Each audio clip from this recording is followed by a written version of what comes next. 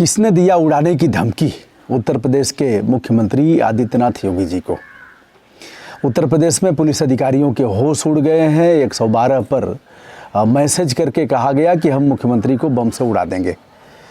इस मामले को लेकर के लखनऊ के गोमती नगर थाने में अपराध दर्ज किया गया है। आतंकी संगठन होने के भी कयास लगाए जा रहे हैं। किसने किया और उसकी मंशा क्या है, कोई सिरफिरा है अथवा पागल है, यह तो जांच के बाद ही पता लगेगा। लेकिन यह एक गंभीर मामला है।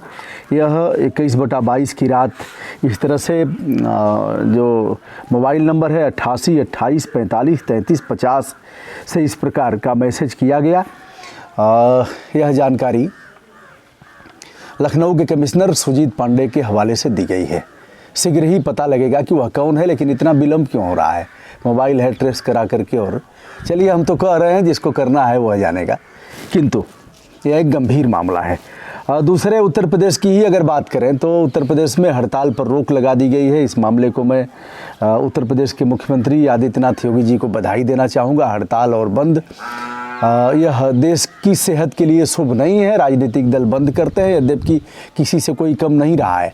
जब जब बंद का आह्वान किया गया है तब तब यह बंदा ललकारा है, चाहे जिसकी भी सरकार रही हो, जो भी दल रहा हो। एक तहरीर जरूर दिया हूँ और इस मामले को आगे भी बढ़ाया हूँ। किसने अधिकार दिया आप ट्रेन रोकेंगे, बसों को रोक देंगे, यातायात बाधित कर देंगे, लेकिन कोई किसी से कम नहीं है।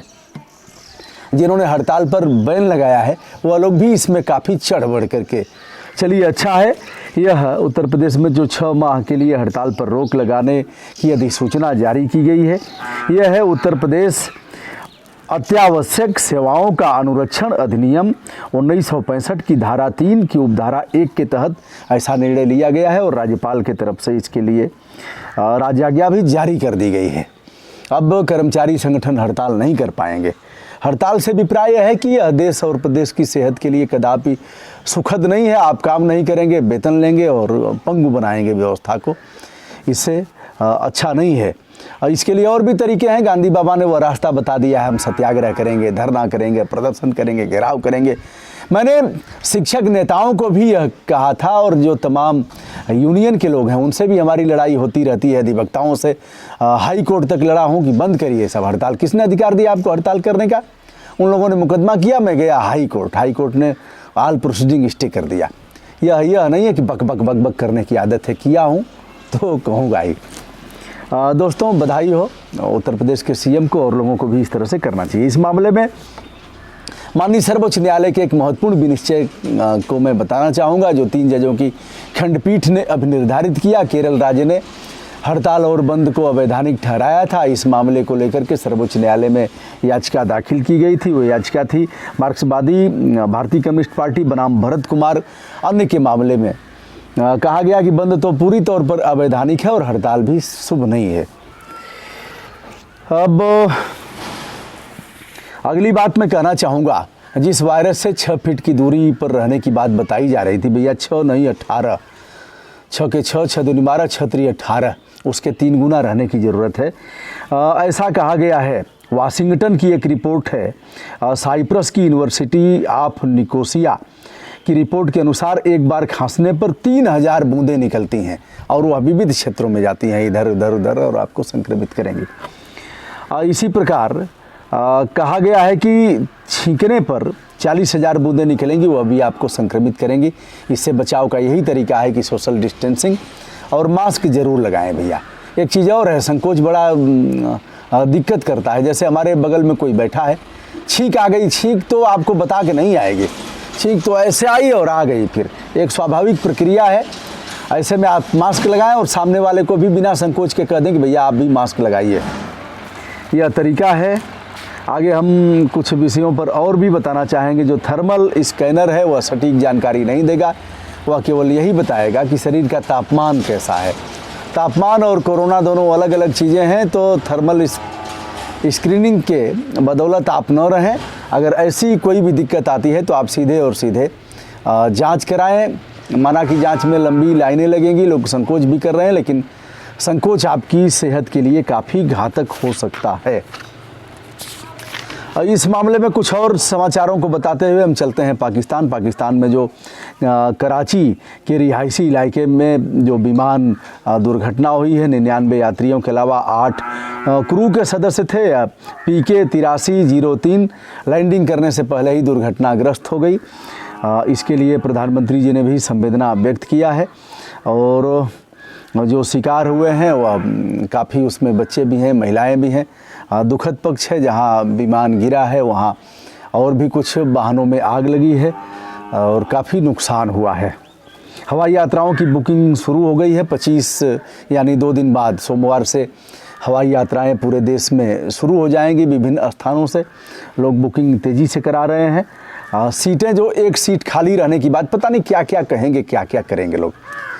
तो भैया हम चुपचाप नहीं न मान जाएंगे, इस पर तो कहना ही पड़ेगा कि कौन सी परिस्थिति थी कि आपने कहा कि एक सीट खाली रहेगी क्योंकि सोशल डिस्टेंसिंग का पालन होगा। बात मान भी गई थी, तब तक यह कहा गया कि नहीं सारी सीटें भरी जाएंगी। तो सब खेल है, लोग तो देने के लिए तैयार भी हैं, महंगी यात्राएं कर भी रहे हैं जो आ रहे हैं। तो इस तरह से ट्रेनों में भी जो बीच का बर्थ खाली रखने की बात थी, अब 72 सीटों पर आरक्षण किया जा रहा है और 72 सीटों पर भी लोग यात्रा करेंगे। ऐसे में वंदे भारत अभियान, वंदे भारत, वंदों गुरु पद पदुम परागा। वंदे भारत नाम तो बड़ा अच्छा सोच करके रखा गया है, खूब अच्छा मार्केटिंग करना है भैया, और जिसकी भी सरकार रहेगी वह मार्केटिंग करेगा।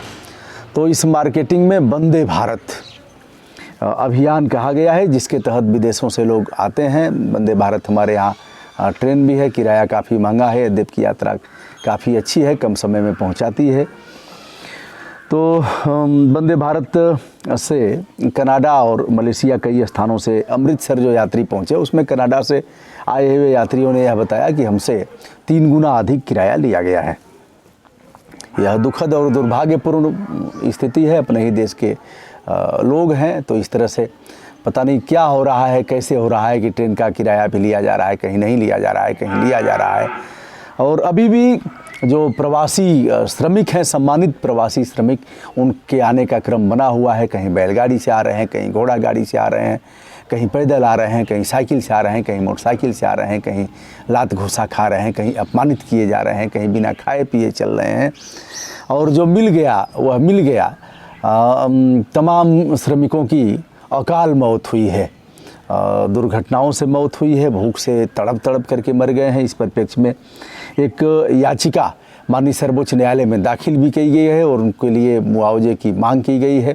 दिशा निर्देश जारी करने का अनुरोध किया गया है। हाई कोर्ट ने उस याचिका को स्वीकार कर लिया है सम्यक विचारोपरांत। नहीं, माननीय सर्वोच्च न्यायालय ने उस याचिका को स्वीकार किया है। सुनवाई होगी और इस पर क्या होगा। यह याचिका भारत के संविधान के अनुच्छेद 21 के तहत दाखिल की गई है, जिसमें देश के सभी व्यक्तियों को प्राण एवं दैहिक स्वतंत्रता का अधिकार प्राप्त है और सभी को गरिमा के साथ जीने का अधिकार, घिसट करके जीने का अधिकार नहीं है। तो उनके गरिमा का हनन हुआ है और इसी अनुच्छेद में उन्हें आहार पाने का भी अधिकार है, भोजन का अधिकार है और भोजन सम्मानजनक ढंग से भोजन पाने का अधिकार है। एक स्थान से दूसरे स्थान पर विचरण करने का अधिकार है। याचिकाकर्ताओं का मानना है कि उस अधिकार का हनन लॉकडाउन की वजह से जो जहां रोक दिए गए थे उनका हुआ है और वह निकल रहे हैं। या राज्य का दायित्व है या देश का दायित्व है कि केंद्र सरकार का दायित्व है कि उनको गरिमा के साथ सम्मानजनक ढंग से उनके घरों तक पहुँचाएँ। यदि नहीं पहुंचा पाए हैं तो इसके लिए यह राज्य पर अधिरोपित होता है। देश इसके लिए दोषी है, सरकारें दोषी हैं और सरकारों को इसके लिए क्षतिपूर्ति देना चाहिए। आपने देखा है जो भी दुर्घटनाएं होती हैं उस पर सरकारें क्षतिपूर्ति देती हैं। जैसे औरंगाबाद में जो मालगाड़ी से कट गए थे तमाम मजदूर, उसमें भी 5-5 लाख रुपए दिया गया था। औरैया में अभी उत्तर प्रदेश में जो दुर्घटना हुई है उसमें भी क्षतिपूर्ति देने की बात की गई है। अगर कहीं कोई बम ब्लास्ट होता है, कहीं इस तरह से कोई घटना होती है तो उसमें भी राज्य क्षतिपूर्ति देता है, इसलिए कि हमारा दायित्व है कि हम जान माल की सुरक्षा करेंगे। जान और माल हम सुरक्षा नहीं कर पाए इसलिए हम क्षतिपूर्ति दे रहे हैं। यह तमाम जो इस तरह की तस्वीरें आ रही हैं वह हिला देने वाली हैं और निश्चित रूप से राज्य और केंद्र सरकार की अकर्मण्यता इसमें साबित हो रही है। समय रहते यदि इन लोगों ने, इनकी चेतना जागृत होती है, इस पर विचार करते, इन्हें पता था कि कितने लोग बाहर हैं या पता नहीं है, तो यह भी इनका दोष है कि नहीं पता है कि कितने कामगार मजदूर, कितने श्रमिक बाहर के प्रदेशों में रह रहे हैं, तो इनकी कमजोरियां हैं। और समय रहते यदि इन्होंने घंटा और ताली थाली बजाने के साथ ही, पता तो सभी को था, सब जानते थे। अच्छा एक चीज़ बताइए, चलिए भैया उसके बाद कोशिएगा, क्या यह नहीं पता है कि भैया लॉकडाउन और बढ़ेगा? सभी लोग कह रहे थे, घर में जो रह रहे हैं वो भी कह रहे हैं अब भैया अभी तो बढ़ेगा, लग रहा है कि जून तक चलेगा, जुलाई तक चलेगा। फिर लोग कह रहे हैं, जो पढ़े लिखे नहीं हैं उनकी बात भी कह रहा हूँ, अगर थोड़ा भी टेलीविज़न चैनल देख रहे हैं, कोई समाचार पत्र कुछ ऐसे चर्चा कर रहे हैं, तो वह सभी कह रहे थे भैया ये लग रहा है कि इस साल ठेल दे, इस साल ठेल दे, लगा था कि अगली साल ले रही। सभी को पता है कि वैक्सीन जब तक नहीं बनेगा, जो प्रतिरोधक टीके हैं वह जब तक निर्माण नहीं हो जाता है तब तक यह बढ़ेगा। ऐसे में आप क्यों नहीं जान रहे थे? तो आप तो भैया बस वही है कि नमस्ते ट्रंप करना है और इतने लोग स्वागत करेंगे अहमदाबाद और आगरा में खड़े होकर के, आप स्वागत करवाइएगा। मैं बताऊंगा दोस्तों, मैं पहला व्यक्ति हूं देश का जिसने कहा था कि रैलियां बंद करो। रैलियां देश की सेहत के लिए कदापि सुखद नहीं है। अब रैलियां करिए ना, जिसकी औकात हो कर लें, पीएम साहब कर लें, जो मोटे भाई हैं वह कर लें, और जो रक्षा मिनिस्टर हैं वह कर लें, विपक्ष के नेता मुलायम सिंह से लेकर के ममता बनर्जी और अखिलेश यादव से लेकर के और बहन जी, किसी की औकात हो तो रैली कर लीजिए ना। मैं पहला व्यक्ति हूँ जिसने कहा था, लिखा पढ़ी में लाया था, मैंने प्रधानमंत्री जी को भी लिखा था कि रैलियाँ बंद कर दीजिए साहब। और आपको सब देखते हैं। अच्छा हमारा नहीं दिख रहा है कि एक एक बाल पक गया है सारे बाल पक गए हैं, कहाँ कलर हुआ है, कहाँ नहीं दिख रहा है साहब, आपको सब देख लेंगे। संचार क्रांति में रैलियों का मतलब क्या है? चलिए दोस्तों, किसी प्रतिक्रियावाद से ग्रसित न होते हुए सत्य को सत्य कहना है। कहेगा कौन? कोई फरिश्ता ऊपर से आएगा क्या कि परमात्मा ऊपर से टपकाएगा और कहेगा बेटा जा, और यह देश सत्य, देश के लोग सत्य नहीं बोल रहे हैं, तुम ही बोल। सबका दायित्व है, टोका-टाकी करेंगे, यथार्थ का आभास कराएंगे, सत्य कहेंगे, और यह हमारी फंडामेंटल ड्यूटी है। विनम्र भाव से ब्रजभूषण दुबे का नमस्कार स्वीकार करिए। धन्यवाद।